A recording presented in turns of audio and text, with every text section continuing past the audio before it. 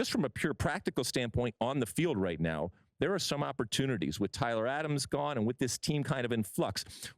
When you think about Gregg Berhalter, because I've said that I think he owes it to himself and to this team, and I guess to a certain extent to us, to evolve and change and show a different side of his coaching.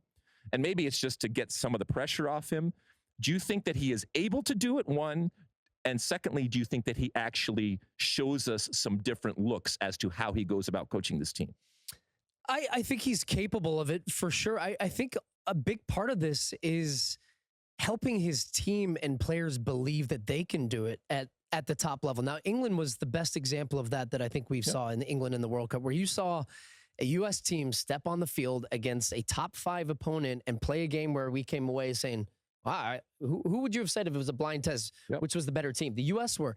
Now, then the game against the Netherlands in a knockout situation, we kind of crumbled a little bit. And some of that is coaching, but some of that, I think, again, is on this group maturing and reaching their potential. So the question we're really asking is, can Gregg help this group of players, which I think is talented enough, reach their potential?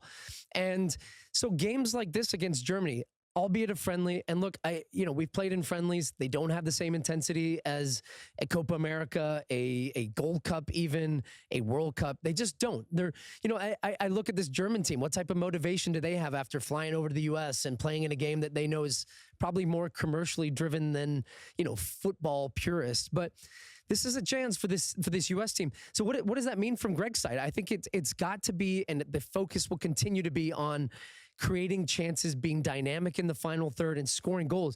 We've got a number 9 that can score goals at a high level. That's Balogun. He's doing it at Monaco. He did it previously in Ligue 1. I think he can be that guy. We have Weah. We have Pulisic. Look, you don't need me to list off the names of players. The talent is there. It's putting it all together now and having this team grow and believe that they can play against, but also putting them in spots to do so. And so that's what I want to see. So do you think he changes formation? No, I don't think he changes formation. But I do think that within the formation, there's different ways of building up, right? Like, I'd like to see us be more confident building out of a back 3 and pushing a fullback higher and getting more of McKennie and maybe even Yunus Musa a little bit higher and closer to goal. And then having the space for Weah and Pulisic and Balogun to just kind of freestyle a little bit, But if this and this could actually be something that could happen in the future. If this was a game against Germany, and this was the World Cup in 26, with everything that's going on right now, Tyler Adams out, does Gio Reyna start? If Tyler Adams is out and Gio Reyna's healthy? Yeah, I think Gio Reyna needs to be starting. So he's one of the most talented players on this team. You could play him wide right. I like the idea of him playing right. Out. I could play Weah at right back. Right? So Dest is out. Dest can go to the left. So Robinson's out. Maybe Robinson is out. Okay, but for what a game, and then maybe Robinson. That's the we best have this part, wonderful though. situation. Exactly, but this is good. It's all fine and well. We have options, and I would much rather have options than not have options. But at some point, Gregg Berhalter is going to be tasked with putting the best 11 on the field, and I'm just curious what you think that best 11 is. Now, look, we all know injuries happen, but if the soccer gods smile on us, all of this talent that we have, all of this depth that we have, is going to come to fruition. And when it's all there at Gregg Berhalter's disposal, what is he going to do? And what would Stu Holden do in this situation? So where does Gio Reyna play against Germany this weekend? If this is a World Cup game. If it's a World Cup game, I'd play him right wing. Okay, so Weah is out. I'd play Weah potentially as a right back. Okay, and Dest is out. Yeah, maybe. Okay, I think Dest is potentially more of a liability at left back. I actually think, Mosse, I'm interested in your take here because, you Brazil, we know you love them. You have more talent than just about anybody. I think one of the best things that you can have now in today's game, you're going to go into a World Cup, right? Like, let's say you're the U.S. in 26. You're not expecting to play 3 games. In fact, you want to play at least 5 when you're thinking about that tournament, right? So you're never going to play the exact same lineup for 11 games. If you say that's my best 11, ideally for the biggest game, you want to have, this is what I feel is my strongest team, but you're going to rotate players, you're going to rotate lineups, you're going to need depth. And I think to be successful in a World Cup, you don't just need 13, 14 good players. You need 16, 17, 18. You don't rotate Neymar if you're going through a World Cup. No, but Pulisic's going to play. We're not talking about getting Pulisic out, but right? This is Gio Reyna. This isn't a right back. This isn't somebody. But Gio Reyna hasn't shown that he can even stay healthy. Okay, fine. Where do you stand on this? But I think Alexi raises a fair point.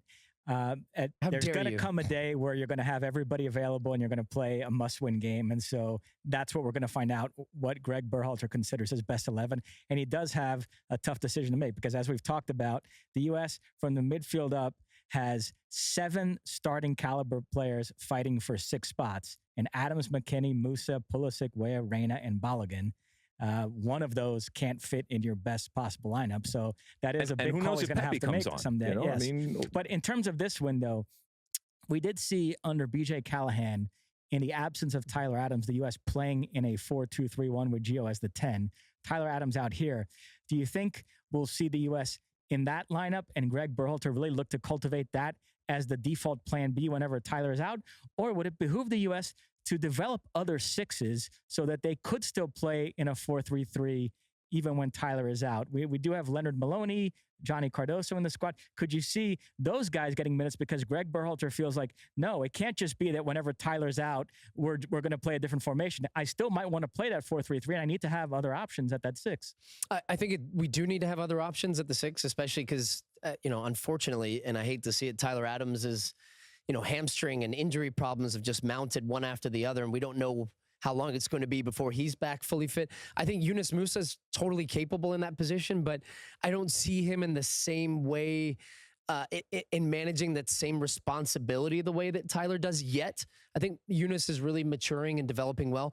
The thing I like about the 4-3-3 formation, though, is that 4-2-3-1, 4-3-3, it's you're flipping the triangle in the middle. And so you're just kind of offsetting the balance based on the opponent and the opposition. And I think one of the keys to really succeed at the next level of the international game is being able to withstand periods of defensive pressure and where Germany's going to be. Let's say this is Germany, for example.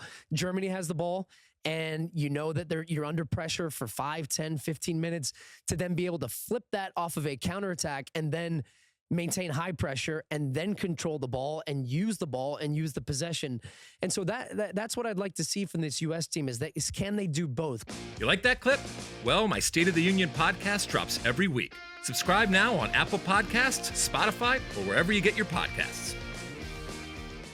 You like that clip? Well, my State of the Union podcast drops twice a week right here on my very own YouTube page. The only way to stay up to date is to hit that subscribe button down below. Size the day, and see you soon.